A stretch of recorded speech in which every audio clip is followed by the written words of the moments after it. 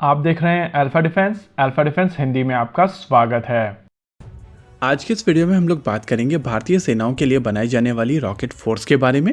आप सभी को याद होगा कि हमारे पिछले CDS general Bipin Rawat sir ने कहा था कि भारतीय सेना एक रॉकेट फोर्स के ऊपर काम कर रही है, लेकिन उनके जाने के बाद में हम लोगों को काफी दिनों तक इस रॉकेट फोर्स के बारे में कुछ भी इन्फॉर्मेशन नहीं मिली थी और अब ऐसा लग रहा है कि इस रॉकेट फोर्स के ऊपर दोबारा काम शुरू कर दिया गया है।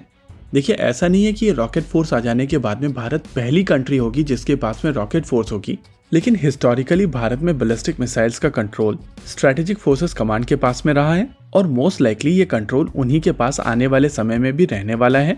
लेकिन यहाँ पर एक स्प्लिट होने के चांस है और ये स्प्लिट होगा टैक्टिकल और स्ट्रेटेजिक का, जहाँ पर टैक्टिकल बैलिस्टिक मिसाइल सिस्टम्स इस रॉकेट फोर्स के पास में रहेंगी, वहीं पर स्ट्रेटेजिक सिस्टम्स जो लंबी दूरी पर मार कर सकते हैं या कहें न्यूक्लियर बॉम्ब डिप्लॉय कर सकते हैं, वो स्ट्रेटेजिक फोर्सेस कमांड के पास ही रहेंगे।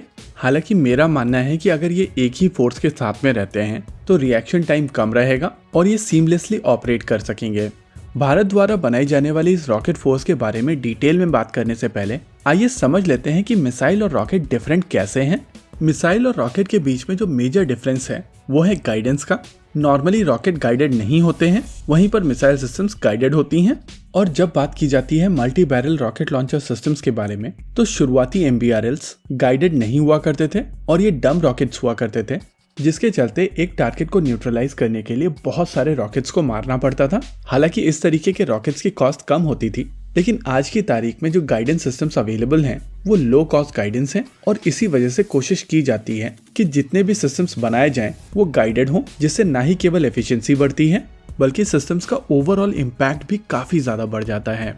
सो इन थ्योरी जितने भी guided multi barrel rocket launcher system market में अवेलेबल हैं उसमें यूज होने वाली प्रोजेक्टाइल रॉकेट नहीं मिसाइल्स हैं और इसी वजह से इंडिया की रॉकेट फोर्स को पर्सपेक्टिव में डालना जरूरी है। अगर अभी इंडियन आर्म फोर्सेस के multi barrel rocket launcher systems की बात की जाए तो शॉर्ट रेंज में भारतीय थल सेना की तरफ से Grad multi barrel rocket launcher systems का प्रयोग किया जाता है और ये MBRL रिसेंटली अपग्रेड किए गए थे।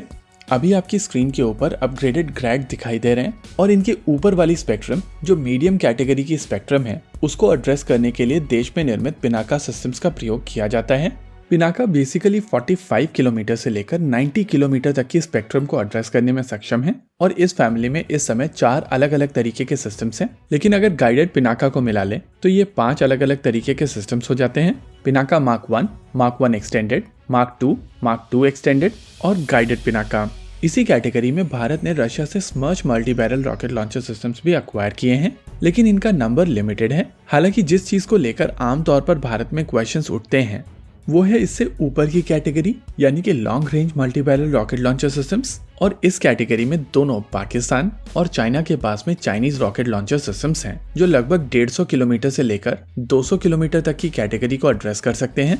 लेकिन भारतीय सेना जिसकी हमेशा से डॉक्ट्रिन रही है कि वो मास अनगाइडेड अटैक की जगह पर प्रिसीजन स्ट्राइक वेपन्स को प्रेफर करते हैं और इसी वजह से पिनाका के ऊपर की कैटेगरी को एड्रेस करने के लिए प्रहार बैलिस्टिक मिसाइल्स बनाई गई थी। लेकिन जिस तरीके के फ्रंटियर्स भारत के हैं वहां पर लॉन्गर रेंज की आवश्यकता पड़ती है और इसी वजह से इंडियन आर्मी चाहती है कि पिनाका के ऊपर की रेंज को प्रहार बैलिस्टिक मिसाइल्स की जगह पर प्रनाश बैलिस्टिक मिसाइल से एड्रेस किया जाए, जो बेसिकली 200 किलोमीटर तक की रेंज प्रोवाइड करने में सक्षम होंगी। देखिए, जिस तरीके की हाइट के माउंटेन्स आपको हिमालयन रेंज और काराकोरम रेंज में मिलते हैं वहां पर आपके रॉकेट्स को नियर वर्टिकल अटैक करने पड़ते हैं और इसी वजह से इंडियन आर्म फोर्सेस की प्रेफरेंस प्रहार, प्रनाश, प्रलय और शौर्य जैसी मिसाइल सिस्टम्स हैं, न कि ज्यादा लंबी दूरी वाले multi barrel rocket launcher system.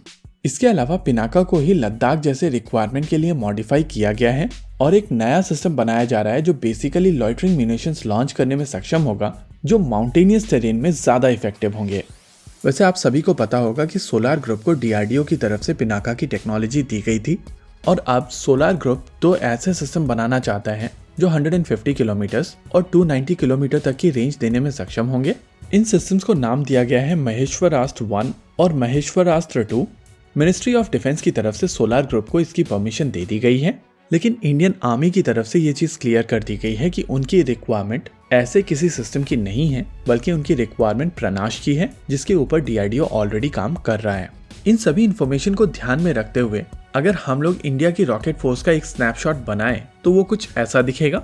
लगभग 40 से 45 किलोमीटर तक की रेंज के लिए ग्रैड MBRL, उससे ऊपर की कैटेगरी पिनाका फैमिली से एड्रेस की जाएगी जो बेसिकली 45 किलोमीटर से लेकर 90 किलोमीटर तक की होगी। इसके ऊपर की कैटेगरी 200 किलोमीटर तक प्रनाश मिसाइल सिस्टम से एड्रेस की जाएगी। फिर वहां से 500 किलोमीटर तक प्रलय मिसाइल सिस्टम का प्रयोग किया जाएगा और उसके ऊपर की कैटेगरी शौर्य मिसाइल सिस्टम से एड्रेस की जाएगी। इस मोमेंट पे ये चीज क्लियर नहीं है कि क्या भारत की रॉकेट फोर्स के पास में अग्नि प्राइम मिसाइल सिस्टम होगी या नहीं, और अगर ये मिसाइल सिस्टम रॉकेट फोर्स के साथ में होती है तो 2000 किलोमीटर तक की रेंज ये मिसाइल सिस्टम एड्रेस करेगी। इन थ्योरी भारत के पास में अपनी पूरी रॉकेट फोर्स बनाने के लिए हर तरीके के कंपोनेंट अवेलेबल हैं और अब बस जरूरत है कि भारतीय सेनाएं एक बड़े नंबर में इन मिसाइल सिस्टम्स को अपने बेड़े में शामिल करें। इसके अलावा जो इंडियन आर्मी की तरफ से प्रोक्योरमेंट चल रही है लॉइटरिंग म्यूनिशन की, उसके भी नंबर को ज्यादा बढ़ाया जाए, क्योंकि जिस तरीके की टेरेन में इंडियन आर्म फोर्सेस ऑपरेट करती हैं वहां पर शॉर्टर रेंज के लिए MBRL की जगह पर ये लॉइटरिंग म्यूनिशन ज्यादा इफेक्टिव सोल्यूशन होने वाले हैं। होप यहाँ पर सभी चीजें पर्सपेक्टिव में आ गई होंगी। इसी के साथ आज के इस वीडियो में रखते हैं केवल इतना ही। वीडियो को अंत तक देखने के लिए धन्यवाद। देखते रहिए अल्फा डिफेंस। जय हिंद।